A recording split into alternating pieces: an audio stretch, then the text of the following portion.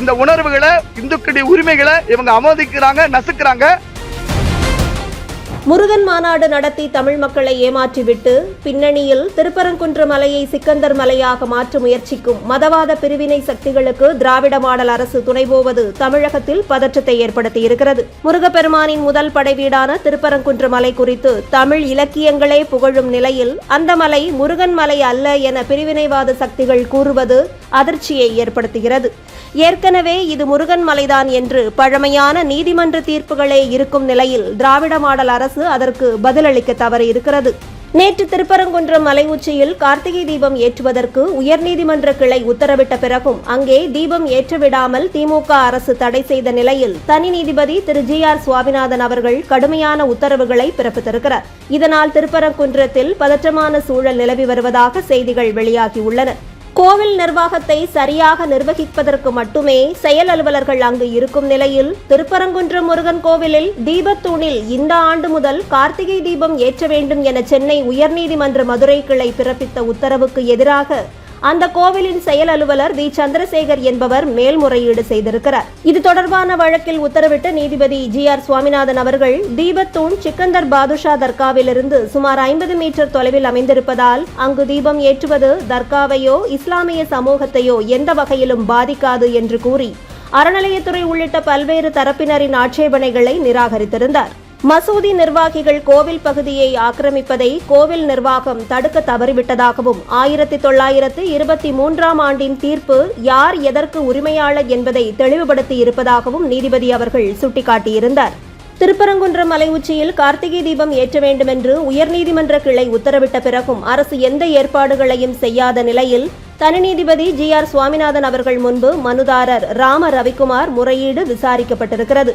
நீதிமன்ற அவமதிப்பு நடவடிக்கை எடுக்க கோரிய முறையீட்டை நீதிபதி அவர்கள் ஏற்றுக்கொண்ட நிலையில் கோவில் செயல் அலுவலர், மதுரை மாநகர காவல் ஆணையர் இருவரும் காணொலி வழியே மாலை 5 மணி அளவில் ஆஜராக வேண்டுமென்று நீதிபதி அவர்கள் உத்தரவிட்டிருந்தார்.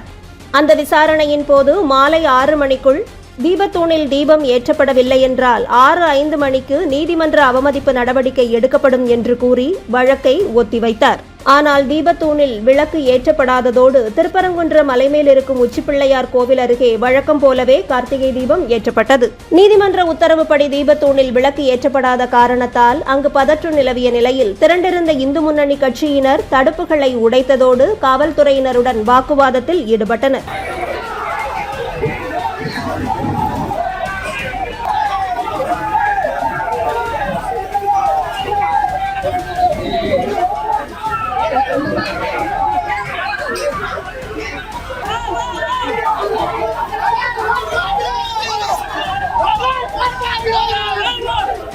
சுமார் 7:40 மணியளவில் திரு GR சுவாமிநாதன் அவர்கள் உயர்நீதிமன்றத்தில் பாதுகாப்பு பணியில் இருக்கும் CISF வீரர்களை அழைத்துச் சென்று திருப்பரங்குன்றம் மலை உச்சியில் தனது உத்தரவின்படி தீபம் ஏற்றுவதற்கு ஆணை பிறப்பித்தார். ஆனால் திருப்பரங்குன்ற பகுதியில் நிலவும் அசாதாரண சூழலை கருத்தில் கொண்டு 144 தடை உத்தரவு பிறப்பிக்கப்படுவதாக மதுரை மாவட்ட ஆட்சியர் அறிவித்திருந்தார். காவல்துறையினரின் தடுப்பை மீறி மலைப்பாதையில் சென்றவர்களை காவல்துறையினர் குண்டுகட்டாக தூக்கிச் சென்ற காட்சிகளும் இணையத்தில் வைரலானது.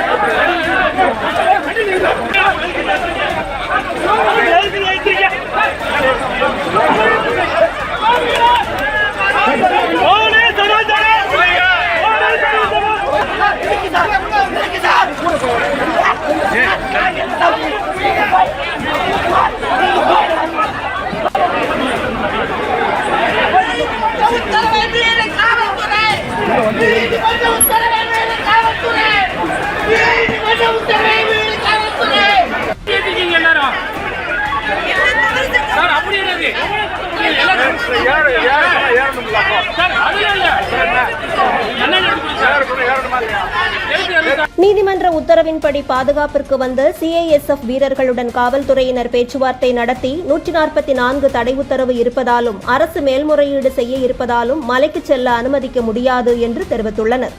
இந்த தடை உத்தரவு பிறப்பிப்பதற்கு முன்னரே நீதிபதி உத்தரவு பிறப்பித்ததாக அவர்கள் தெரிவித்த போதும் காவல்துறையினர் அதனை ஏற்காமல் கடுமையான வாக்குவாதத்தில் ஈடுபட்டுள்ளனர். இந்த நிலையில் நேற்று இரவு மதுரை உயர்நீதிமன்ற நிர்வாக நீதிபதி திரு ஜெயச்சந்திரன் அவர்களிடம் தமிழக அரசு சார்பில் கூடுதல் அட்வொகேட் ஜெனரல் வீரா கதிரவன் சென்று திருப்பரங்குன்றம் விவகாரத்தில் நீதிபதி GR சுவாமிநாதன் அவர்கள் பிறப்பித்த உத்தரவுக்கு எதிரான மேல்முறையீட்டு மனுவை அவசர மனுவாக விசாரிக்க வேண்டும் என்று முறையிட்டிருக்கிறார். இந்த வழக்கு இன்று காலை அவசர வழக்காக விசாரணைக்கு எடுத்துக் கொள்ளப்படும் என்று கோர்ட் வட்டாரங்கள் தெரிவித்துள்ளன. மதச்சார்பற்ற அரசு என்பது இந்துக்களின் வழிபாட்டு உரிமையை பறிக்கும் அரசுதானா? இது தமிழ்நாடா அல்லது பாகிஸ்தானா? முருகன் தமிழ்நாட்டிற்கே சொந்தம் என வாய்கிழிய பேசும் வாடகை வாய்க்கும்பல் இப்போது வாயடைத்து போய் எங்கே ஒளிந்து கொண்டிருக்கிறது என்பதெல்லாம் தமிழர்களின் மனதில் எழும் கேள்விகளாக இருக்கிறது. பணமரத்துல ஒரு குத்து மாதிரி இந்த ஓட்டு நாடு அரசியலுக்கு இந்த உணர்வுகளை, இந்துக்களின் உரிமைகளை இவங்க அவமதிக்கிறாங்க, நசுக்கிறாங்க.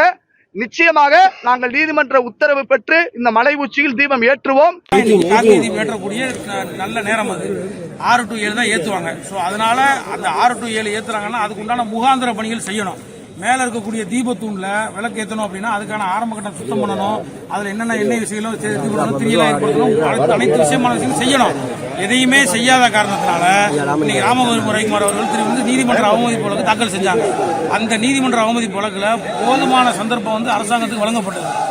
எடுத்து என்ன முடிவு பண்ணிருக்கீங்கன்னு சொல்லி கேட்கும்போது 4 ஆளுக்கு வழக்கு விசாரிக்கப்பட்டது. விசாரணையின் போது அரசு வழக்கறிஞர் சென்னையிலிருந்து திரு ரவீந்திரன் அவர்கள் அந்த மாதிரி நாங்கள் இந்த கண்டெம்ப்டே ப்ரீமெச்சூர் கண்டெம்ப்ட், இது வந்து 6 to 7 மணி அவசியம் இருக்கிற வரைக்கும் அதுக்கு முன்னாடியே தாக்கல் செய்ய வேண்டிய அவசியம் என்னன்ற மாதிரி கேள்வி எழுப்பினார். அதுக்கு மாண்புமிகு மெட்ராஸ் உயர்நீதிமன்ற மதுரை கிளையில் இருக்கக்கூடிய நீதிபதி GR சுவாமிநாதன் அவர்கள் இந்த மாதிரி அப்படி நீங்க அந்த 6 to 7க்குள்ள ஏற்றுறது உங்களுடைய எண்ணமா இருக்கும் பட்சத்தில், இந்த நீதிமன்ற உத்தரவை அமல்படுத்தும் எண்ணத்தில் நீங்கள் இருக்கும் பட்சத்தில் அதுக்கான முகாந்திர ஆரம்ப கட்ட பணிகள் எதுவும் செஞ்சிருக்கான்றதை கேட்டுட்டு சொல்லுங்க அப்படின்னு சொல்லி திரும்ப வழக்கு வந்து 6:15 பாஸ்வேர்ட் செய்யப்பட்டது. 6:15 மணிக்கு திருப்பி வந்து அவர் நாங்கள் எந்த பணியும் நான் செய்யல, நாங்க வந்து மேல்முறையீடு பண்ணியிருக்கோம் சொன்ன உடனே நீதிமன்றம் இதனுடைய சூழ்நிலையில புரிஞ்சுக்கிட்டு இந்த மாண்பை காப்பாற்றணும். இந்த இந்து மதத்தினுடைய, இந்து மதம்னு தனிப்பட்ட முறையில் கிடையாது, எந்த மதத்தினுடைய இதையும் நம்ம வந்து சேதப்படுத்தக்கூடாது, கட்டாயம் காப்பாற்றணுன்றதுக்காக ஆர்டர்ல மிக தெளிவாக திரு நீதிபதி GR சுவாமிநாதன் அவர்கள் வந்து இந்த வழக்குல அறநிலைத்துறையோ இல்ல அரசாங்கமோ ஏத்துறதுக்கு முன் வரவில்லை.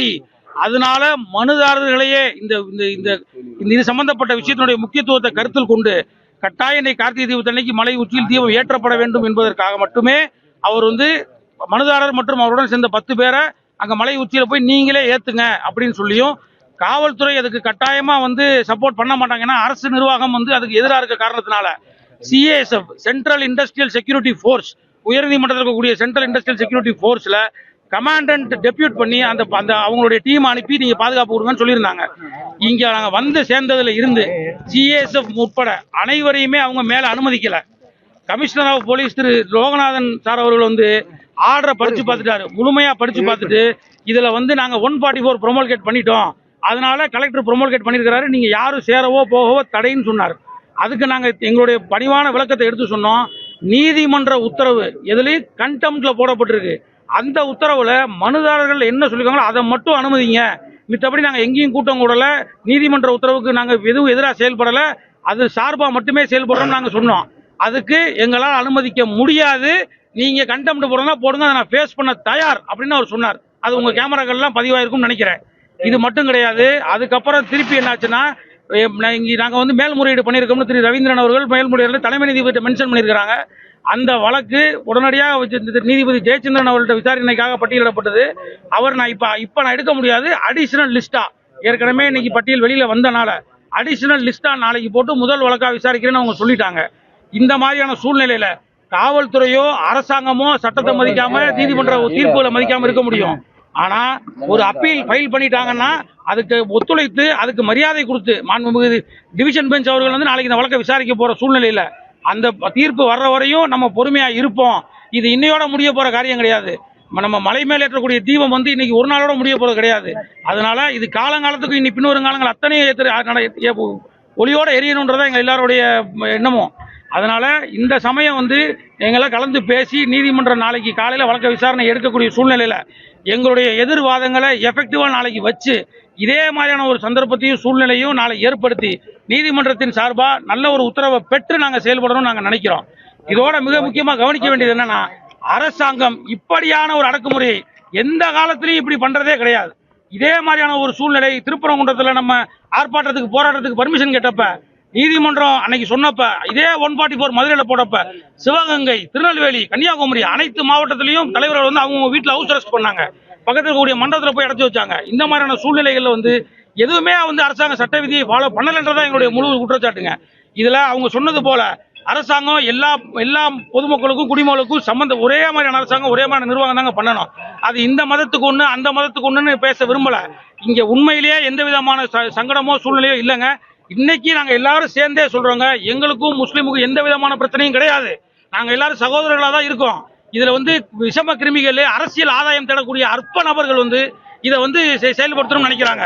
இந்த மாதிரி குழப்பங்களை ஏற்படுத்தி தொடர்ச்சியா பண்ணணும்னு நினைக்கிறாங்க. இது மக்களுக்கு கொண்டு போய் சேருங்க.